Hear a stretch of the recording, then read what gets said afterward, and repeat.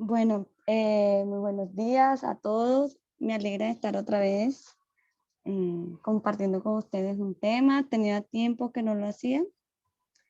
Y el tema que voy a hablar hoy es de Concord y George Floyd 2020. Antes, quería empezar como con un repaso, entendiendo de que tenemos, Dios trabaja a través de su pueblo, a través de las líneas de reforma.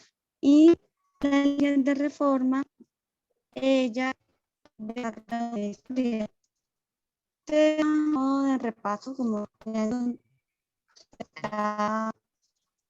nosotros hemos venido estudiando. Es el estudio de una historia, una línea de reforma, donde tienen que llevar con una secuencia.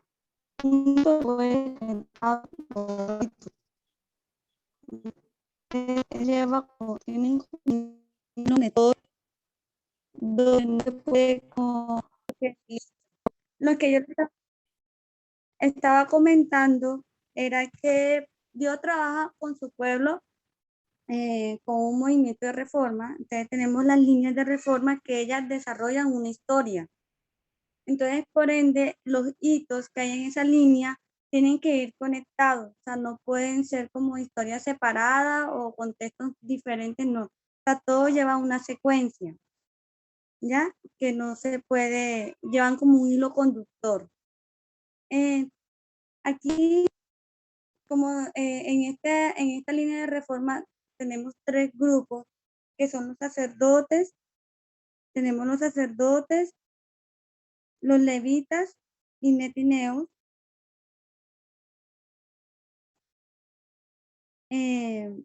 Y cuando, y, o sea, ubicándonos en donde nos encontramos, que tenemos que tener muy en cuenta en qué punto también se encuentran los otros dos grupos. Bueno, los tres, incluyendo a los 144.000, ¿ya?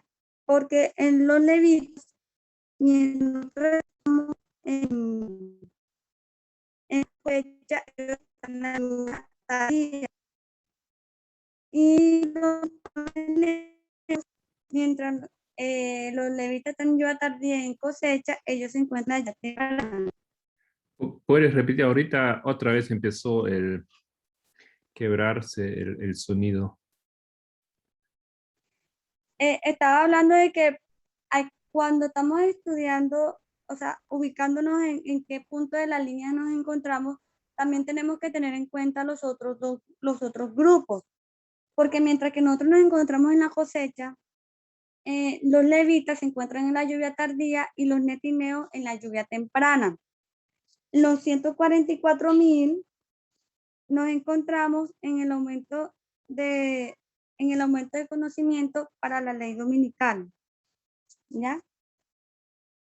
Siendo esta la ubicación, que es lo que más que todo vamos a hablar hoy, delito de Concord. Tenemos un patrón repetitivo que se da en cada dispensación, en cada una,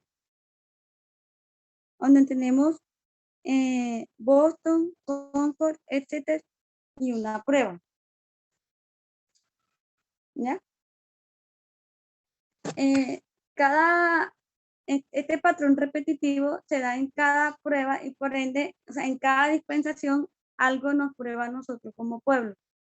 Y si nosotros no estamos, como por decir, liderando a los netineos y levitas, entonces otra fuente tiene que estar liderándolo a ellos, que son los que nosotros le llamamos los eventos externos, la línea externa. Ese era otro punto que quería recordar, que hay que tener en cuenta que tenemos nuestros hitos internos en, en, en el movimiento, en el grupo de los sacerdotes, y tenemos los eventos externos, que son los que aran, cosechan, o sea, los que aran y los que dan la lluvia temprana y tardía a los otros dos grupos, a los levitas y netineos. Este es un punto muy importante porque la muerte de George Floyd fue un acontecimiento que para el mundo es el aumento de conocimiento sobre lo que se viene en la ley dominical, ¿ya? Ya que, o sea, como lo dice, pues es el aumento de conocimiento que es Concord. Tenemos Boston, Concord, etc. y la prueba, ¿ya? Y que es un ciclo repetitivo. Entonces, aquí marcamos Concord, tiene la característica que es aumento de conocimiento, etcétera, que es la formalización de un mensaje, ¿ya? Por lo general, la formalización lleva un mensaje de tipo que es a esa prueba. La característica de Concord es la unidad. O sea para bien o para mal, dos grupos, o sea, se encuentran unidos firmemente. Y, o sea, ¿por qué menciono esto? Porque la muerte de George Floyd creó como o sea, un despertar en las personas sobre el racismo y se unieron y hubieron muchas, y desde ahí se levantó una oleada de protesta contra el racismo institucional que hay en Estados Unidos. ¿Ya? Hasta el momento, ¿alguna pregunta? Digo muy rápido.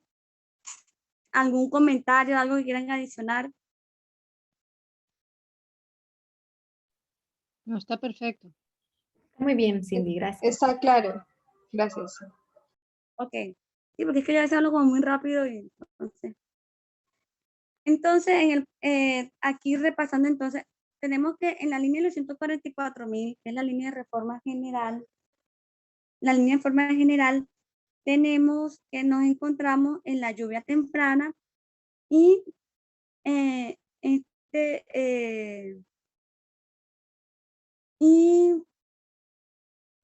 Concord es perdón, acá.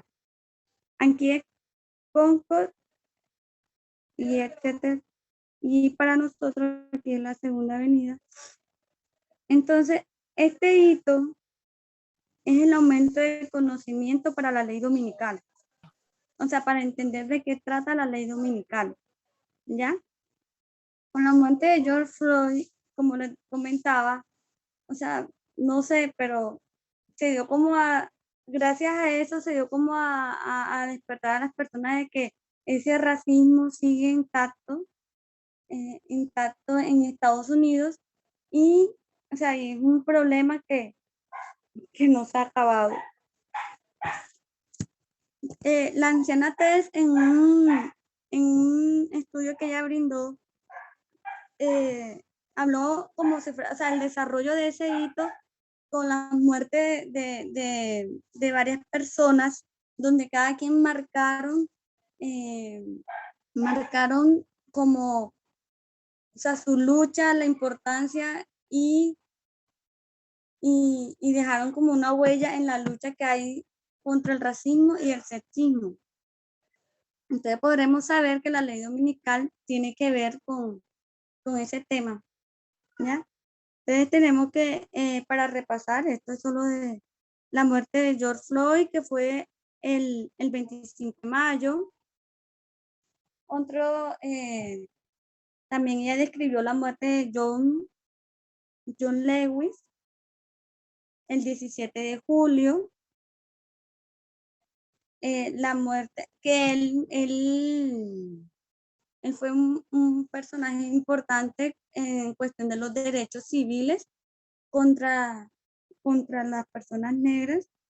Y también mencionó a Chadwick, un actor estadounidense que también como él intentó cambiar esa visión que tienen de que los negros siempre son como los villanos y eso, y él trató de darle también protagonismo, que sean superhéroes y eso, que falleció el 28 de agosto de 2020. Todo esto ocurrió en el año 2020. También fallecimiento, como lo hemos estudiado mucho, de la jueza Ruth que fue el 18 de septiembre, y ya sabemos lo importante que fue su trabajo en favor de las minorías y sobre todo de las mujeres. Y de último, Cindy, yo no la... Señor, pequeña interrupción, no sé si una corrección o porque tampoco se entiende 100% bien, pero Chadwick es un actor, ¿no? Chadwick actor, sí, un actor Boseman, sí. una figura importante para los negros y uno de los pocos que ha tenido mucho, mucho éxito, ¿no? En Hollywood recientemente. John Lewis es un político y solamente para los que no saben, ellos a diferencia de George Floyd, no murieron asesinados, ¿no? Murieron de muerte natural. No, sí, el actor falleció de cáncer colorectal.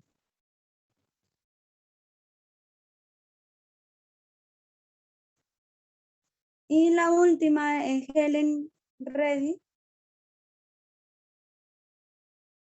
que ella fue una cantante que fue, o sea, fue un ícono para los años 70, y ella hizo la canción que es considerado como un himno feminista, ¿ya? Porque ella, o sea, ella sentía, pues bueno, yo estaba leyendo sobre ella y ella sentía que ninguna canción describía como a la mujer, entonces ella hizo esa canción. Ella fallece el 29 de septiembre. Obviamente, George Floyd es una persona desconocida, o sea, él no hizo nada, o sea, no hay nada como relevante en su papel contra las luchas o algo, ¿no? Él solo por el hecho de ser negro, recibe como una opresión más fuerte de la policía, causándole la muerte. O sea, fue tratado muy, muy duro, o sea, él imploraba, yo estaba leyendo una noticia y él imploró hasta 20 veces de que no podía respirar. Y el policía le decía que si hablaba gastaba más oxígeno, o sea, como muy, o sea, muy burlón contra él. Esa muerte que en Estados Unidos después salieron más noticias y siempre ha habido muertes, o sea, muertes a manos de policías y también de personas armadas, blancas, de personas negras. Siempre lo ha habido, pero ya esa muerte desencadenó que se unieran todos y formaran protestas, ¿ya?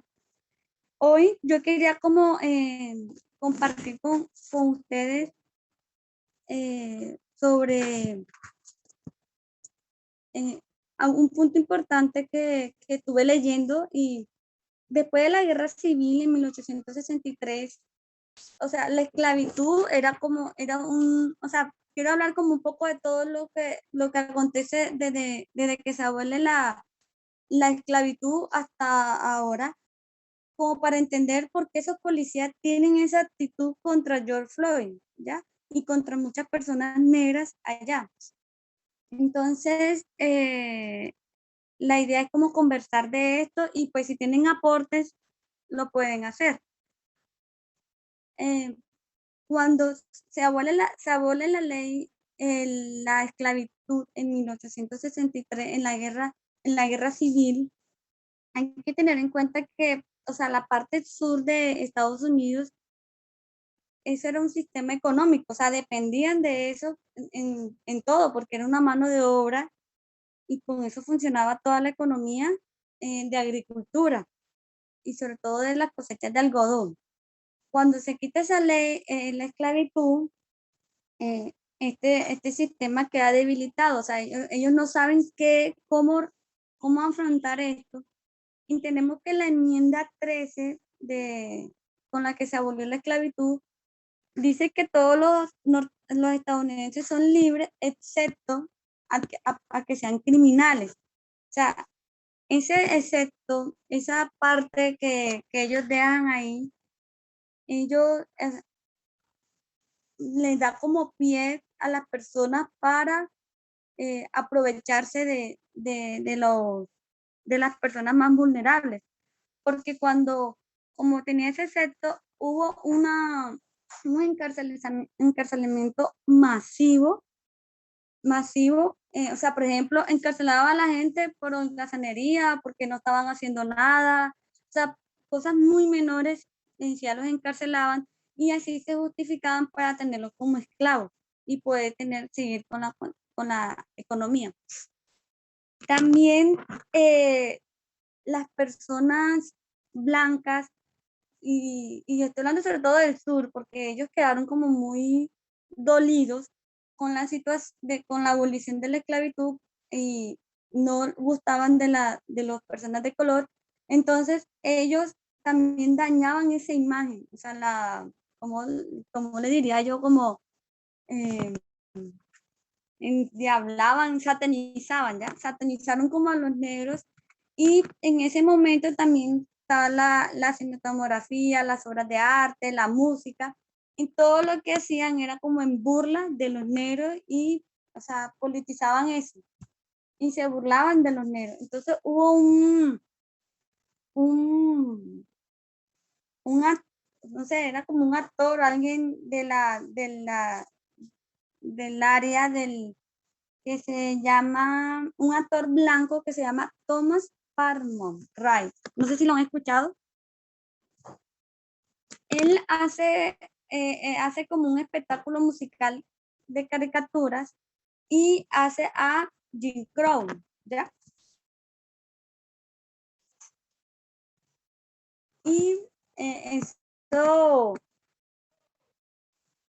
Jim Crow. Y de ahí,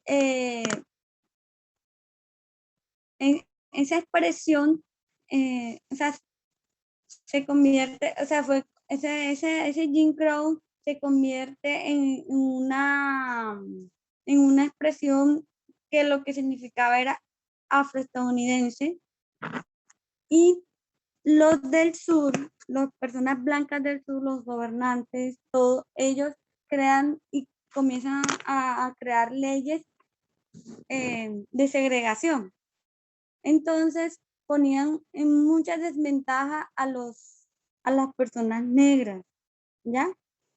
Por ejemplo, estaba leyendo que sobre el voto ponían una exigencia que tenían que pagar cierta cantidad de impuestos, tenían que demostrar o sea, saber leer y escribir, y tenían que tener familiares o abuelos que votaran. Obviamente, las personas negras y los blancos muy pobres no podían tener esto. Y eso, hasta, no tanto los blancos, porque los blancos podían tener abuelos que sí votaran y por eso no necesitaban tener la alfabetización ni el impuesto. Pero, o sea, siempre colocaban estas leyes de segregación, siempre colocaban en desventaja y buscaban, o sea, buscaban impedir que ellos crecieran económicamente, en educación, en todo, siempre buscando suprimir a esta minoría. Estas leyes, Jim Crow, con el tiempo y con todo lo que, por ejemplo, ya hay muchas cosas que hemos estudiado, el caso de la niña Brown, de educación, muchos casos que se fueron dando, eso hizo que se acabara esta ley, la ley Crow. Entonces, en teoría, en Estados Unidos no tiene que haber más segregación. O sea, ya para los años de los 80 para acá, ya la segregación no debe haber. Pero entonces, sigue o sea, sigue ese problema del racismo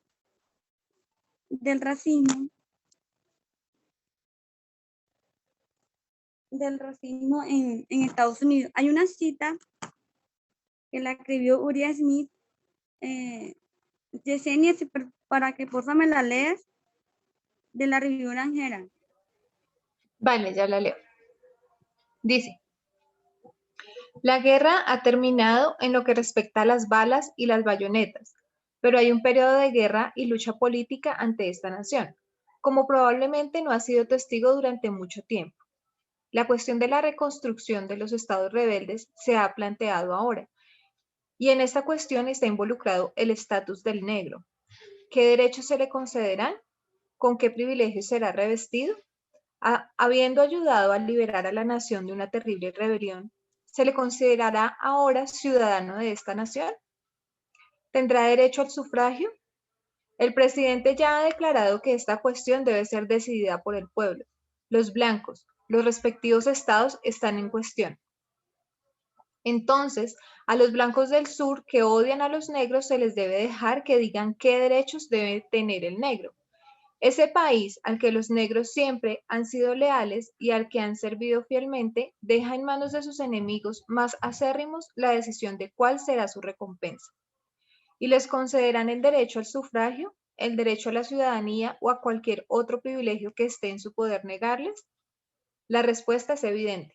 Con su espíritu natural de odio contra la raza de color, amargado por la derrota que esta raza ha contribuido a causarles, una derrota que no habrían sufrido si el norte no hubiera sido ayudado por aquellos a quienes desprecian.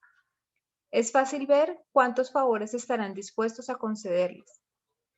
También podríamos esperar que el diablo se diera la vuelta de una vez y diera la inmortalidad a un santo al que ha acosado y atormentado durante toda su vida, si se le dejara darla, como suponer que los atormentadores blancos de la raza de color en el sur, llenos del más diabólico odio contra ellos, les mostrarán cualquier humanidad o misericordia de la que esté en su poder privarlos. Y entonces, ¿cómo queda la cuestión de la esclavitud? Respuesta: la esclavitud estará muerta solo de nombre, seguirá existiendo de hecho, seguirá habiendo siervos en esta tierra, atados con grilletes de privación de derechos, proscripción y prejuicio, más mortificantes y opresivos que los grilletes de hierro que hasta ahora han apretado sus miembros sangrantes. Ya. Es muy... Gracias, Yesenia. Esta cita es como tan real y ahora que, o sea, él escribió en 1865 y uno que ya comienza a ver la historia y a conocer y ver lo que ha pasado hasta este punto en donde nos encontramos ahora, vemos que es real. O sea, la esclavitud lo que ha cambiado es de nombre solamente, porque la esencia, el espíritu todavía está ahí. O sea, aquí como comparando y mirando como los términos, es como lo del toro Apis. O sea, la idolatría de pronto cambió en forma, pero en la mente no.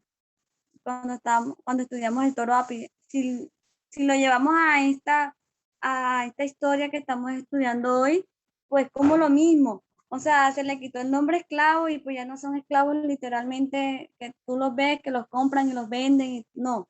Pero en cierta forma, esa esclavitud ha permanecido hasta hoy, ¿ya? Yo estaba estudiando un documental que se encuentra en Netflix y explica muy bien de la enmienda 13 y cómo ha permanecido esta esclavitud, cómo va cambiando como de nombre, de cara, pero la esencia en sí es la misma, donde hay una opresión a una minoría, ¿ya? Entonces, por ejemplo, ahí explicaban que Estados Unidos tiene el 5% de la población mundial, ¿ya? Pero también tiene el 25% de las personas prisioneras en el mundo. O sea, Estados Unidos tiene uno en cada 4 personas en el mundo, o sea, la tiene Estados Unidos en personas carcelarias.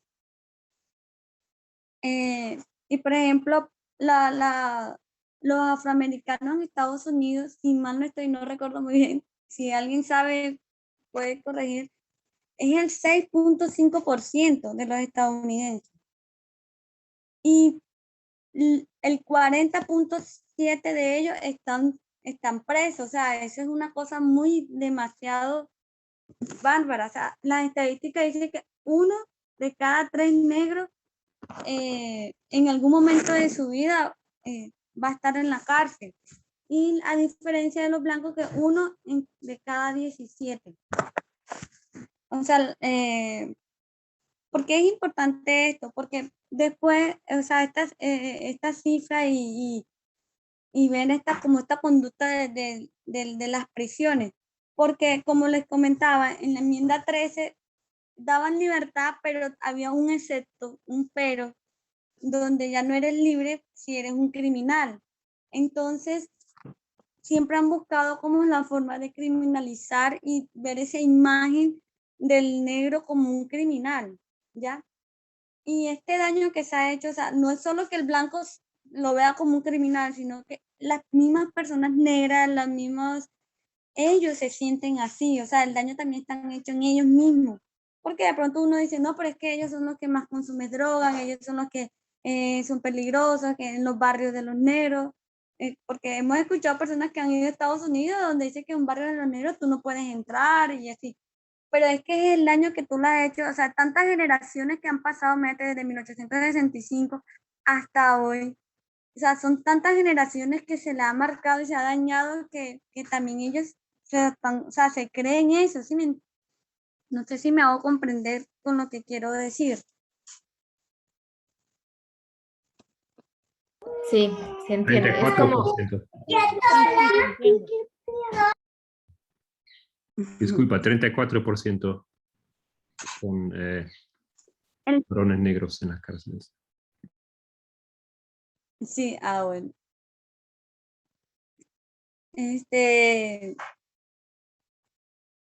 Bueno, entonces, continuando, Estados Unidos tiene la tasa más alta de los carcelarios en el mundo.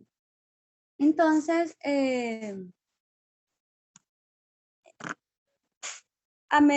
por ejemplo, entonces, bueno, retomando aquí, viene la guerra civil, se abole la esclavitud y aparecen las leyes de Jim Crow, ¿ya? Como las leyes de los afroestadounidenses, donde donde se daba la segregación y decían iguales pero no revueltos o no juntos. Estas leyes de segregación contra los negros siempre le daban como las peores condiciones porque no eran, por ejemplo, si había un bus para blanco y un bus para negro, los de los negros eran más deteriorados, de menos calidad, y así era en la educación, en la salud y en las ofertas laborales. Siempre buscaron de que los negros no tuvieran como oportunidad de tener mayores cargos en el Estado, o sea, o que tuvieran negocios, empresas, no, siempre buscando que ellos tuvieran como un trabajo de bajo valor y que viviera de asalariado solamente. Como les comentaba que después de la guerra civil hubo la mayor tasa de encarcelamiento, que por cosas muy menores lo metían presos para así poder tener esclavos. Esta tendencia, o sea, los políticos y sobre todo los del sur de Estados Unidos comenzaron a perseguir, a crear estas leyes, y también no solo los políticos, sino los empresarios comenzaron a apoyar a que se crearan leyes para aumentar como aumentarlo a personas carcelarias, ¿ya? En,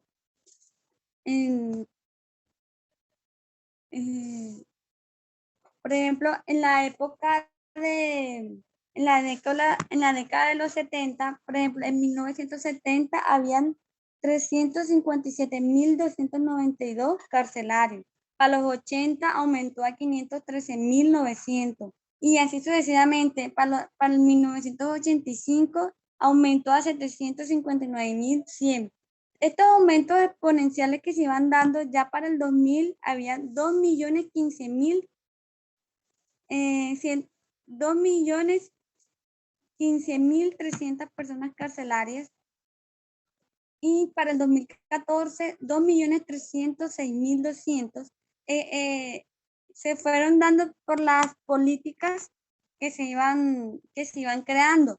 Por ejemplo, el presidente Nixon en la década de los 70 comenzó a manejar como que la ley y el orden, o sea, a trabajar contra las drogas, la ley y el orden, y o sea, y a todos, o sea, era como una campaña, y, o sea, y siempre se mostraba y se o sea, y se le daba como mucha propaganda, era como policía cogiendo a los negros, y o sea, por penas como solo de portar como una cantidad mínima de drogas, lo metían a la cárcel por muchos años.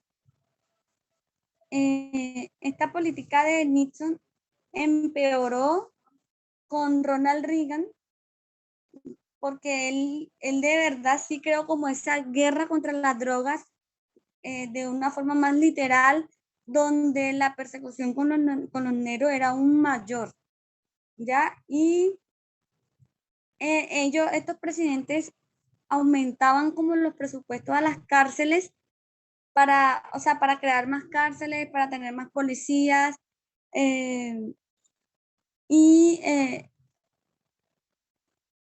y estas, o sea, y esto fue empeorando también, o sea, todos estos presidentes de derecha, Bush también, y en el documental hablan de Bill Clinton, que aunque él era un demócrata, él comenzó a hablar más como, o sea, más centrado para poder ganar, porque ellos no venían ganando elecciones, y también comenzó a hablar de, o sea, esta ley contra las drogas, donde, por ejemplo, él creó de que si hacían 3 crímenes, ya tenías cadena perpetua, y a veces eran como crímenes menores y permanecían toda una vida en cárceles. También muchas personas inocentes negras, como el caso no sé quién me recuerda, del Central Park, donde violaron a una mujer blanca y culparon a unos jóvenes inocentes, donde hasta Donald Trump pedía que los ejecutaran cuando eran inocentes. 11 años después, creo que fueron 11 años después, fue que pudieron demostrar la inocencia y ellos pagaron una pena que no les correspondía. Así hay muchos casos allá donde ponen a las personas. ¿Qué Cindy, pasa en las cárceles? Dime. creo que ese caso fue 30 años después que lo dejaron libre, cuando ellos ya eran adultos, y quienes metieron preso fueron a 4 jóvenes adolescentes, simplemente para culparlos. Creo que quien Sí. estuvo detrás de eso fue una detective mujer blanca, por supuesto. 5 jóvenes. Sí, o sea, hay un documental sobre ello y es excelente. Es muy bueno, donde explican todo lo que ellos sufrieron. Y así como a ellos, también en este documental de la enmienda 13, muestran a otras personas que también han sido encarceladas injustamente. ¿Y cuál es el tema de los carcelarios? Como le decía, como la enmienda 13 tiene ese excepto, es que en las cárceles las personas prisioneras hacen trabajo para el Estado gratis, ¿ya? Y hay muchas empresas, por ejemplo, en Estados Unidos se encuentra ALEC, que es como una asociación de empresarios y políticos donde ellos hacen como leyes y se los dan a sus políticos como amigos que se encuentran en el momento, y para que las promulguen y eso. Entonces, en esta asociación hay muchas empresas. Por ejemplo, ahí están DirecTV, Victoria's Secret, Coca-Cola, o sea, muchas, demasiadas empresas que tú jamás pensarías que, bueno, yo no, a mí me sorprendieron. Y ellos hacen trabajo, son mano de obra que benefician a estas empresas. O sea, en cierta forma la esclavitud sí está, o sea, te criminalizan, te metan en la cárcel y tú trabajas para el Estado gratis, estás encerrado ahí, y beneficia a la parte privada. Por ejemplo, las empresas que hacen las cárceles, ellos se beneficiaron multimillonariamente creando cárceles, construyendo, los policías, las empresas, por ejemplo, las que brindan las comidas en las cárceles, la que brinda telefonía, o sea, todo eso es un negocio donde ellos se lucran a costa de los prisioneros, donde la mayoría son afroamericanos. y donde han sido como injustas esas penas. Por ejemplo, había una ley que había una ley que te permitía, o sea, matar a alguien si tú te sentías inseguro, ¿ya? Esa ley, esta asociación como que la impulsó para que se diera, y obviamente, por ejemplo, ahí estaba la empresa de armas, que cuando sale esa ley, aumentó las ventas. Y en el documental presentaban el caso de un niño, o sea, de un joven, y estaba un blanco armado y llamó a urgencia y decía que se sentía en peligro. Y, o sea, el muchacho ni siquiera lo perseguía, quien lo estaba persiguiendo era él, el que estaba armado era él. Y fue atrás de él a pelearle y en el forcejeo lo mató. Y el señor sale libre y alude que estaba en defensa y que se sentía en peligro. Y entonces uno se pone a pensar, ahí en peligro no estaba, era el joven que no estaba haciendo nada, no estaba armado, era un adolescente y tenía un blanco atrás persiguiéndolo con un arma. O sea, son cosas que me parecen a mí muy, o sea, muy terribles, no sé, o sea, yo desconocía todo esto, desconocía, o sea, cómo puede llegar el odio de una raza contra otra y, o sea, y denigrarla y degradarla tanto, o sea, no darle tantas oportunidades y pues yo siento que una persona negra es un peligro estar en Estados Unidos. O sea, no sé cómo lo ven ustedes, no sé si han podido ver el documental, cómo se sienten cuando lo vieron. Sí, No sé para si- mí fue una experiencia como decepcionante, ¿no? Porque es un país tan desarrollado en un aspecto, pero tan atrasado en otros en cuanto a humanismo, ¿no? ¿Puedo Y comentar algo? sí, Sí, hace pero un ahora que tiempo, termines la... sobre el tema, hace un tiempo surgió que pusieron preso a varios jueces que estaban en relación con esta gente que administra las cárceles. a ver, ¿qué pasa? Necesitan tener siempre gente con camas ocupadas en las cárceles. Y estos jueces acusaban a cualquiera, hasta menores o lo que sea, y fue, no sé si eran blancos los padres, que le hicieron una contrademanda al juez y se descubrió que era todo mentira, pero como tenían que cumplir con cierta cantidad de camas llenas porque ellos recibían coimas, también era parte del negociado que tenían ahí en Estados Unidos. Terrible. Sí, personas inocentes a veces son encarceladas o por cosas menores. O por ejemplo, si un negro y un blanco hicieran la misma acción menor, por ejemplo, portar una dosis personal de droga, al negro le da muchos años de cárcel y al blanco no. O sea, hay mucha diferencia eh, dependiendo del color de piel, de cómo te trata la ley allá. Sí, de hecho yo quería contarles una experiencia que justo cuando se dieron estos temas en Alemania, el último campal, nosotros estábamos hablando con uno de los hermanos de Estados Unidos, que es un hombre negro, y le preguntamos realmente cómo se siente él vivir ahí. Y él dijo que finalmente sentía libertad para expresar que se siente, o sea, viven con mucho miedo, mucho temor a equivocarse y todo cuanto llevan en su vida es muy legal, muy recto, muy correcto, porque al menor error que ellos puedan cometer, la ley les va a caer con todo el peso o sea, con todo su peso y encima exagerado, digamos, ¿no? Porque para ellos no es la misma ley, digamos. Y eso es un tipo de desigualdad que ellos viven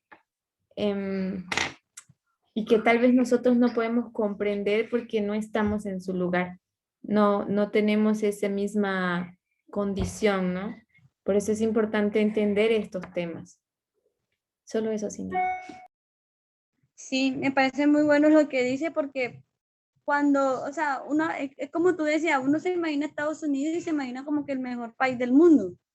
Y pues hablan de la libertad y que hay libertad de religión, libertad de todo y la gente puede hacer lo que quiere. Pero cuando uno ve ese documental y ve esa opresión que hay ve esa opresión que hay y esa como, o sea, esa desigualdad y esa discriminación contra los negros, o sea, a mí me pareció como que súper mal, súper, como dices tú, o sea, es muy decepcionante y te imaginas como la posición de ellos y da mucho dolor, mucha tristeza, o sea, es triste ser negro y nacer en Estados Unidos. Entonces, no, aunque en sí, en todo el mundo hay este problema de discriminación y en todas partes hay opresión, pero de cómo se ve los afroamericanos allá, ellos que son ciudadanos de allá y en su propio país lo estén como acosando y que por mínimo que sea que tengan que vivir una vida súper recta porque si no enseguida no es como muy duro. Por Cindy, eso se habla de un Cindy. racismo sistémico. Sí, sí, No, y vemos que acá en Colombia, la parte del Chocó, la parte donde están los afrocolombianos, son discriminados en todos los sentidos, en el sentido de la salud, en el sentido de las oportunidades y olvidados. Entonces, no solamente allá, acá también se ve así. sí, aquí los departamentos, por ejemplo, el Chocó es un departamento muy olvidado por el gobierno y sí, es cierto.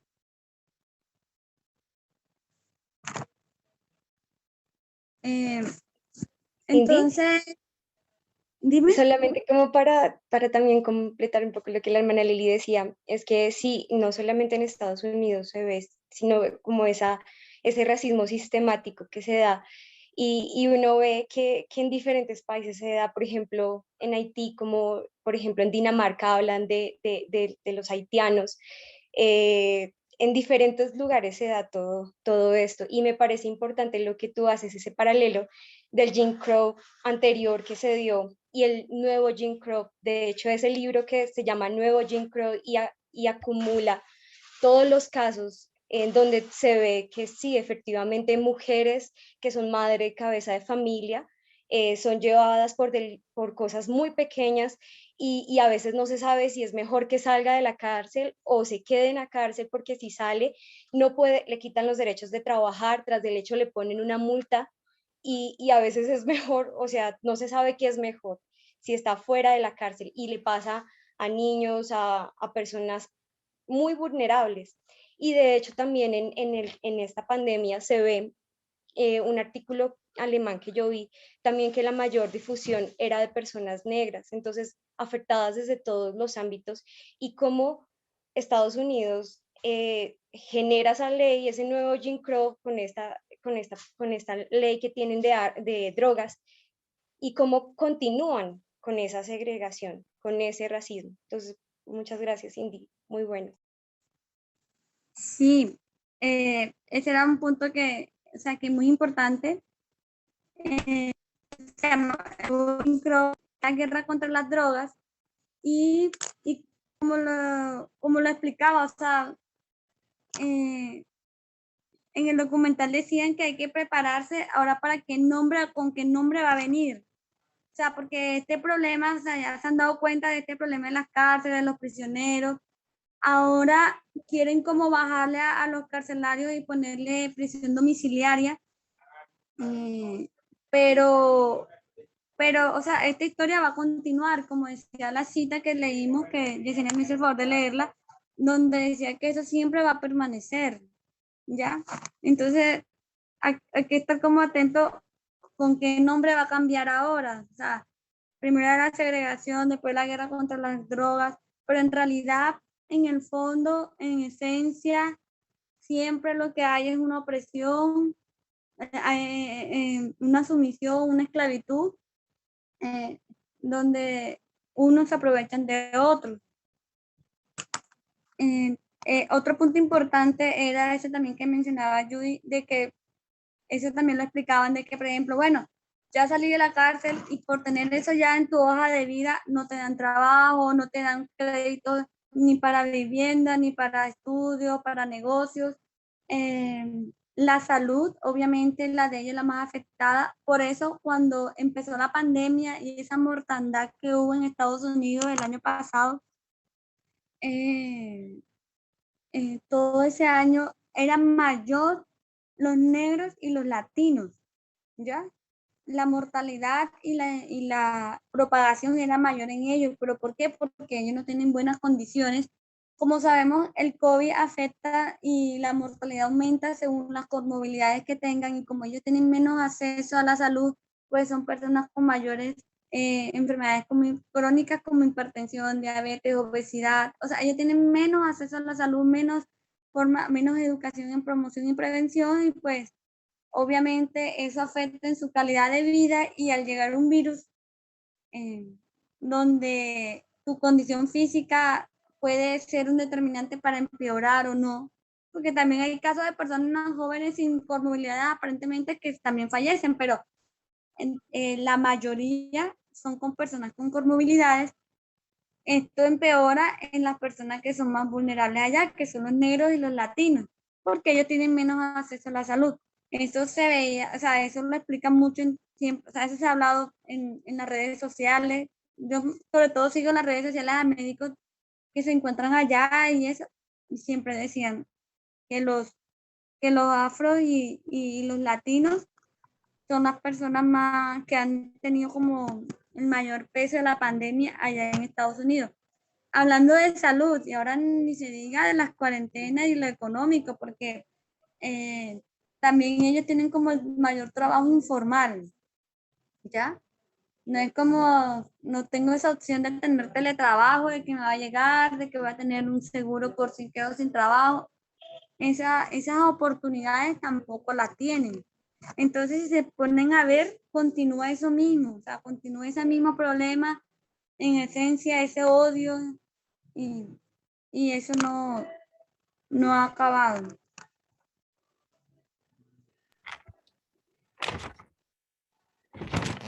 No sé si quieren agregar un comentario, una pregunta. Sí, tenía una pregunta. Dime. Solo la voy a hacer si tú ya culminaste tu tema. Sí,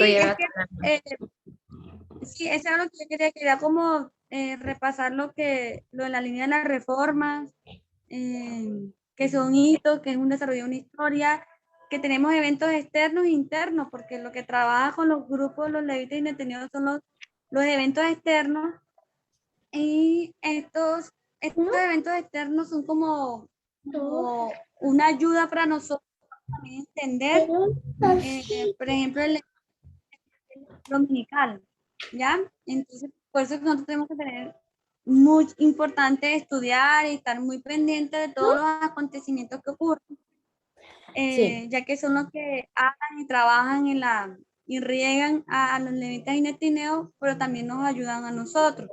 Entonces, esta muerte de George Floyd desencadenó como una unión entre la población, donde protestaron contra los gobiernos. Entonces, mi intención con el estudio era hablar de las leyes Jim Crow, de este documental que me pareció súper bueno, de ver cómo funciona ese sistema carcelario en Estados Unidos, como para entender por qué esos policías tienen esa actitud contra George Floyd, y por qué la gente como que fue la gota que derramó el vaso. O sea, por qué las personas explotaron y ya no soportaron más y protestaron, porque es un problema que no es de unos años para acá, o sea, esto viene desde que se abolió la esclavitud. Entonces, eso era lo que yo quería como compartir con todos ustedes. Pregunta. ¿Puedes mencionar brevemente también el papel de George Biden en esa legislación, en esa campaña antidrogas? Si lo tienes presente. No tengo presente ya John Biden. No sé, tendré que buscarlo. Ok, tampoco lo tengo muy exacto, pero parece que fue George Biden justamente en su función de vicepresidente, o antes de eso, en una función que él tenía en el gobierno, que empujó bastante esa idea de la legislación, de esa lucha contra la droga supuesta, y que perjudicó bastante a personas de color negro o latinos. Y eso causó un poco una controversia porque ahora supuestamente está bastante apoyando a cualquier tipo de raza en los Estados Unidos. Sería bueno recordar ese detalle también, pero está bastante discutiendo con ellos. ¿Tal vez alguien recuerda mejor? Sí, yo recuerdo, él era creo que el congresista en esa época que estaba a cargo de esa legislación y fue el que promovió todos los detalles de las medidas para la aprehensión en caso de los negros que tuvieran droga, que portaran droga. Por eso es que cuando él fue elegido, se mencionó, se tenía la duda de que si realmente él sería un presidente igual que representara la igualdad o que trajera la igualdad de la ley para todos los ciudadanos, porque él estaba detrás de todas esas injusticias a la ley, esas desigualdades de la ley para los blancos como para los negros. Eso es lo que se manejaba. Pero entonces, también quería pedirte si... No, era como antes agregar, por ejemplo, Bill Clinton, él apoyó esa lucha contra las drogas, y él fue el que creó los 3 crímenes y, cadena perpetua. Y ahora para la campaña de la esposa de Hillary Clinton, él pidió disculpas y se dio cuenta que eso fue un error. Y a Hillary Clinton también como que le reprochaban eso, que si eso iba a continuar así. Sí, de hecho él se disculpó, pero también es consciente de que cuando él estaba detrás de todas esas legislaciones, él no era consciente que se estaba poniendo tanto abuso, tanta injusticia contra los negros, lo cual todavía queda en cierta manera sobre tela de juicio. Si es así, si es tan así que realmente él no tenía las intenciones, pero está ahí, por lo menos él se disculpó y bueno, muestra en su política aparentemente por el momento mejoras para esa población, para la población de color, pero está todavía viéndose porque lo que él hizo todavía no se ven del todo las repercusiones, las consecuencias. Encuentro aquí un artículo donde lo llaman a Joe Biden el arquitecto de la guerra desastrosa contra la droga. Por ejemplo, dice que él ha hecho más daño que cualquier otro político americano en esa guerra contra las drogas, como senador de Delaware en aquel tiempo.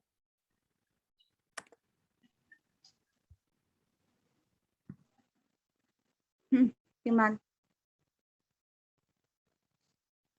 Cindy, lo que yo quería pedirte es que muchos hermanos entienden estos temas de manera aislado. No lo logran conectar con el clamor de medianoche. Yo no sé si tú puedes hacer un link con el clamor de medianoche con este tema.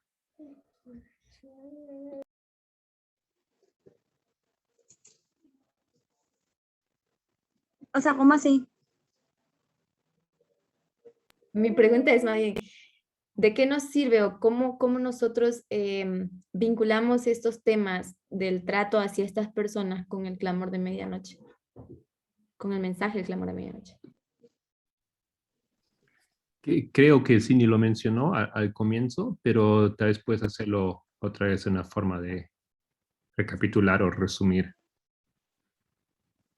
Sí. Porque al comienzo también había un poco problemas por el audio y todo. Sí, este tema es muy importante. El racismo y el sexismo. Por ejemplo, Concord es el aumento de conocimiento y estos eventos que pasaron nos ayudan o sea, a ver de qué se va a tratar o sea, la naturaleza de la ley dominical. ¿Ya? O sea, yo no sé, o sea, ahora me pusieron como... Creo que te confundí. O sea, yo creo que te trato, o sea, de ver cuál es la importancia con el clamor de medianoche. No, más bien es la conexión que tienen estos temas con el mensaje y clamor de medianoche. Que es Pero desigualdad. Exactamente. Ese es el punto, que en todos estos temas, tanto como de la gente de color o el asunto de las mujeres, feminismo y sexismo o el cambio climático, todo tiene que ver con un sistema de igualdad y desigualdad que hay en los diferentes países, en cada ciudad, en cada persona, en cada institución. Por eso es importante entender esto y saberlo vincular. Yo creo que hay muchos hermanos dentro del movimiento que no comprenden por qué se estudian estos temas. Y es importante que se haga la conexión con el mensaje del clamor de medianoche. Sí, es súper importante y, por ejemplo, estos temas nos muestran, como tú dijiste, la desigualdad y la opresión que hay, o sea, de una mayoría a una minoría. Y también vemos que la mayor parte, o sea, si uno se pone a analizar quiénes son esas personas opresoras o que están en contra de las minorías, son los, o sea, son los protestantes de derecha, los conservadores, ¿ya? Los que hablan de un así dice el Señor, ¿ya? Entonces, ¿no? O sea, pues a mí me parece súper importante estos temas y, por ejemplo, en el caso de George Floyd, en el caso de todos los afroamericanos, los movimientos feministas, el movimiento LGBT, o sea, conocer la lucha de ellos nos muestra como que el gran problema que había y de pronto uno no se percataba, porque a veces uno vive como su vida aquí local y no mira como más allá. Y cuando te pones a estudiar todas estas historias, todo este racismo institucional que hay, sistematizado que hay en Estados Unidos, el problema del sexismo de las mujeres, el problema de los LGTB, de los homosexuales, trans, de estas personas que son minorías, te das cuenta de la desigualdad que hay, o sea, te muestra como el problema mayor de la desigualdad y pues estamos tratando de un mensaje que nos llama a que todos somos iguales, que hombres y mujeres somos iguales, que no importa el color ni la forma ni nada, pues esto nos ayuda como a sensibilizarnos y entender como las luchas de los demás, porque de pronto nosotros no tengamos como una lucha tan mayor así, o sea, como tan acentuada o tan mostrada, porque sí hay ese sexismo, por ejemplo, mínimo, o sea, sí hay el sexismo, ese sí lo vemos, pero no, por ejemplo, el racismo sistematizado, o yo no sé si aquí han sufrido ese mal, pero esto nos muestra el problema y nos ayuda a tener, por eso es que también estudiamos temas como la empatía para también sabernos cómo colocar en el lugar de los demás y entender su problema. Y pues este tema, siendo el aumento de conocimiento para la ley dominical, pues nos va a mostrar su naturaleza y vamos a entender por dónde va a venir la prueba, ¿ya?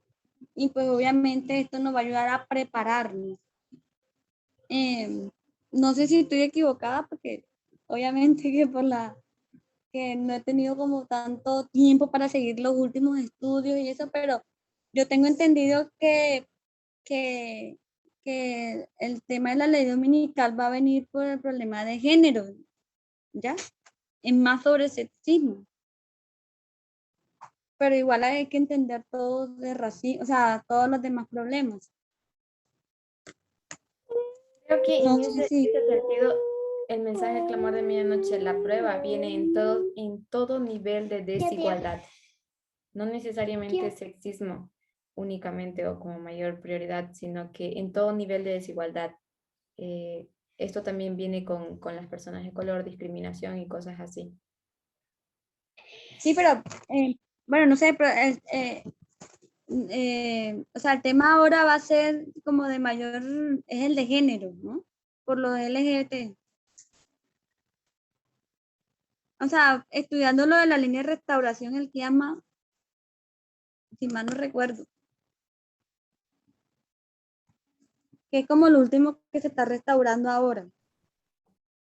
¿Cómo son la opinión de los otros? Tenemos muchos aquí en esa sala y sería lindo escuchar algunas voces más que entendieron sobre esta pregunta.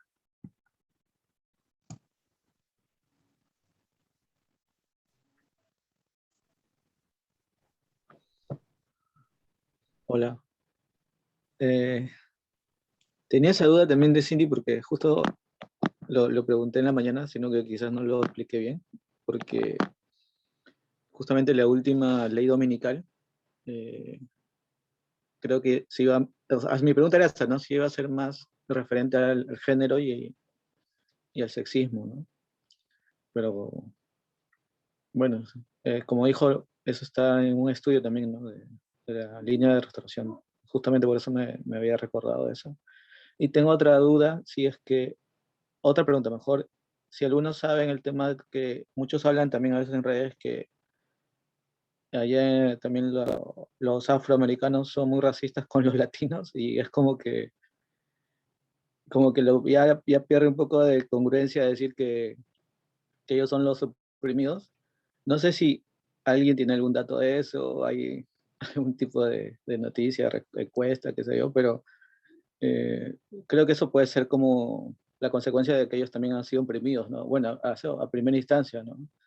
No lo sé. ¿O cómo lo ven? Sí, es que ese es un punto y es como un daño colateral, por decirlo así. O sea,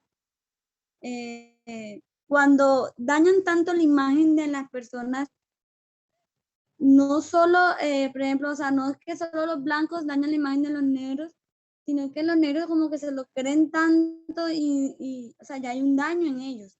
Que ellos, por ejemplo, nos gusta de blancos o ellos mismos se discriminan.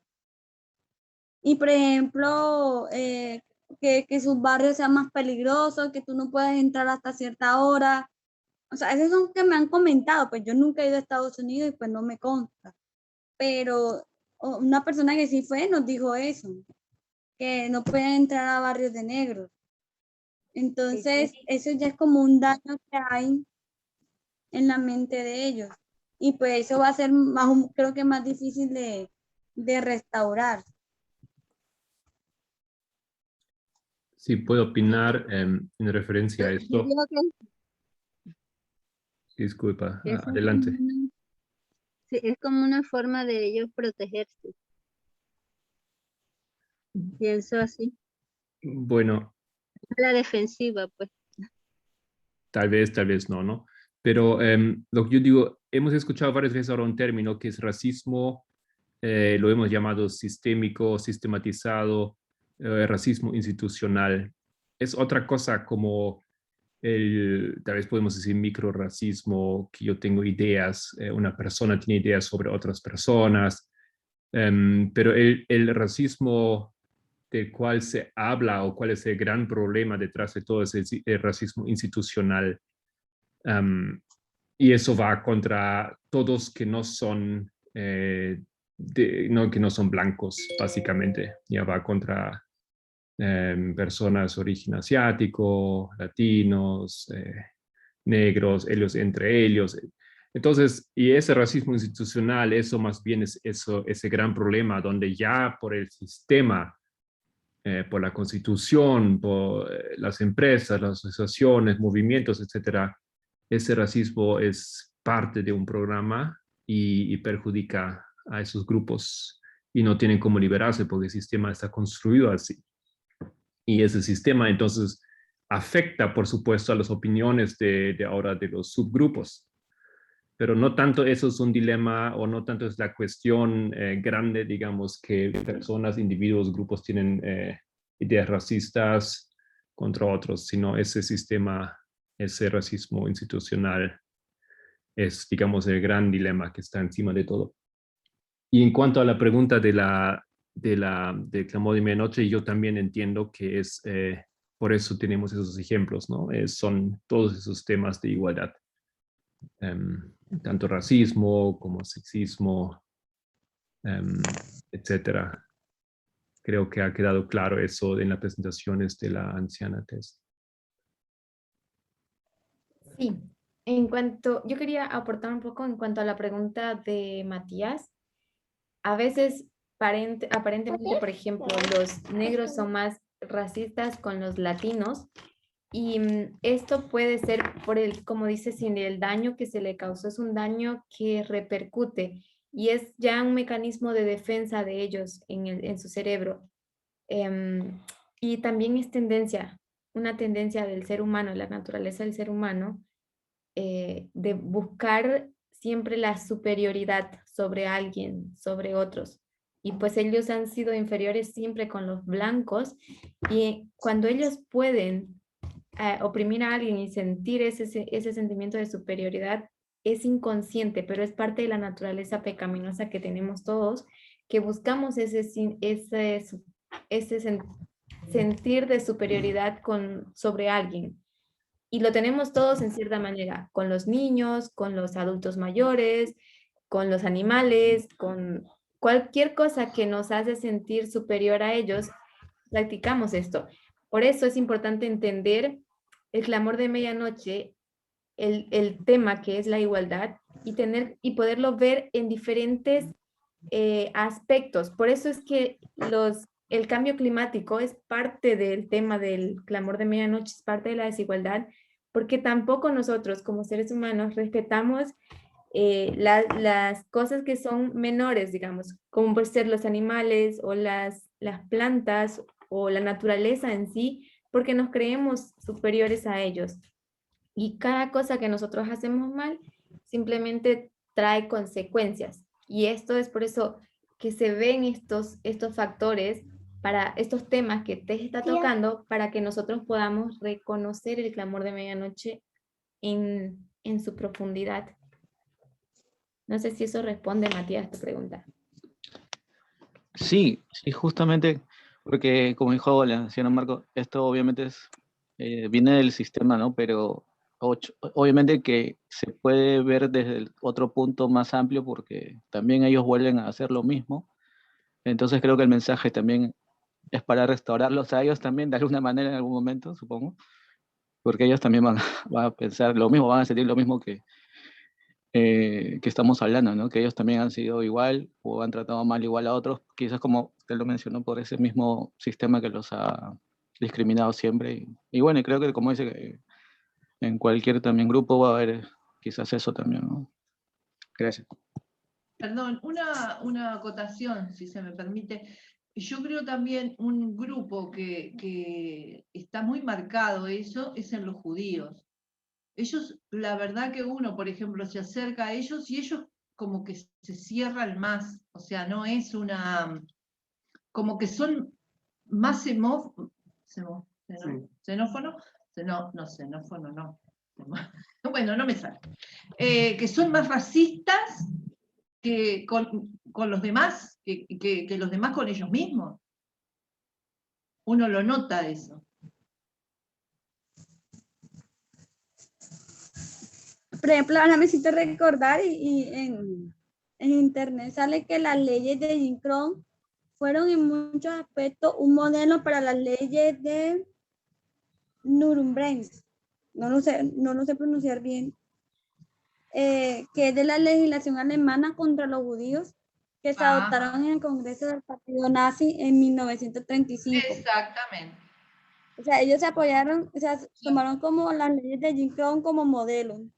O sea, son tan segregadoras esas leyes. Sí.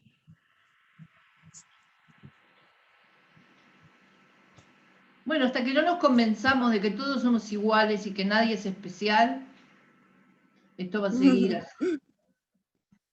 Total. Y es como dice Solange, o sea, eso va en la comida, en todo. Ese es el gran tema, ¿no? Que vamos contra la naturaleza y la naturaleza nos está respondiendo. Si no me cuidan, no van a tener que comer. Ay, sí. ¿Dónde vivir?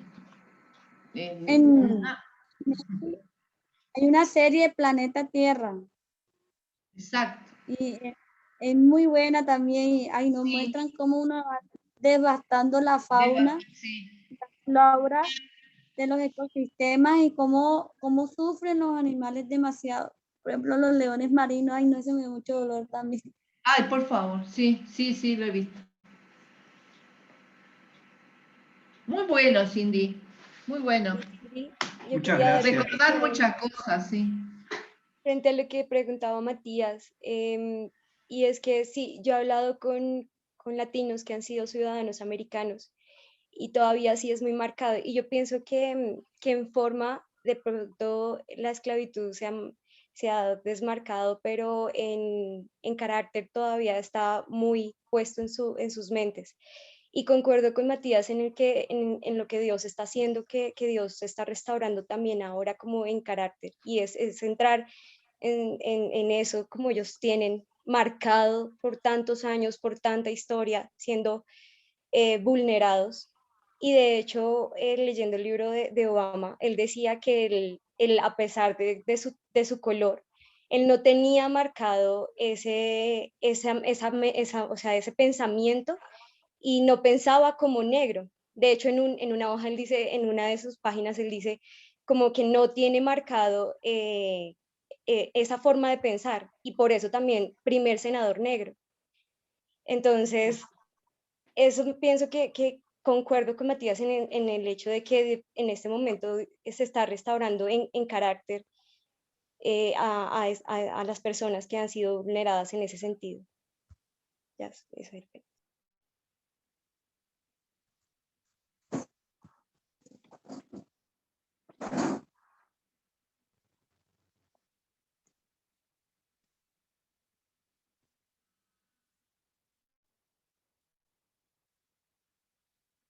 ¿Se fueron? No, yo estoy aquí. Ya estamos. Muy bien, entonces podemos cerrar.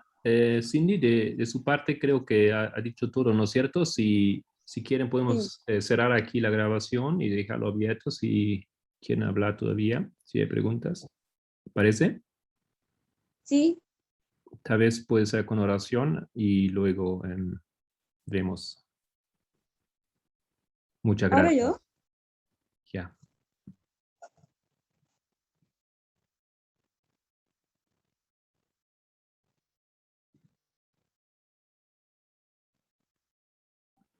Laura. Bueno, Padre nuestro que estás en los cielos, santificado sea tu nombre, Señor. Te damos gracias por este nuevo sábado que nos regalas, Padre. Gracias por esta oportunidad que nos brindas, estos medios para que nos podamos reunir a pesar de la distancia, de la frontera, Señor. Gracias porque tu Espíritu Santo nos ayuda a tener entendimiento en los temas tan solemnes, estos temas tan importantes, Padre. Ayúdanos a seguir sensibilizándonos en estas opresiones, Señor, en esta desigualdad que se enfrenta el mundo, Señor. Ayúdanos a poder entender cuál es la verdadera igualdad que esperas tú de nosotros, Señor. Ayúdanos a superar cada obstáculo y así todos estar preparados, Señor. Te damos gracias, Padre, por la vida, por las bendiciones. Te pedimos, Señor, por todas las peticiones ya mencionadas antes y por las que no fueron mencionadas, Señor, por las que cada hermano tenga en su corazón. Te damos gracias. Todo te lo pedimos, Señor, no habiendo méritos en nosotros, sino en tu Hijo amado Cristo Jesús. Amén y amén.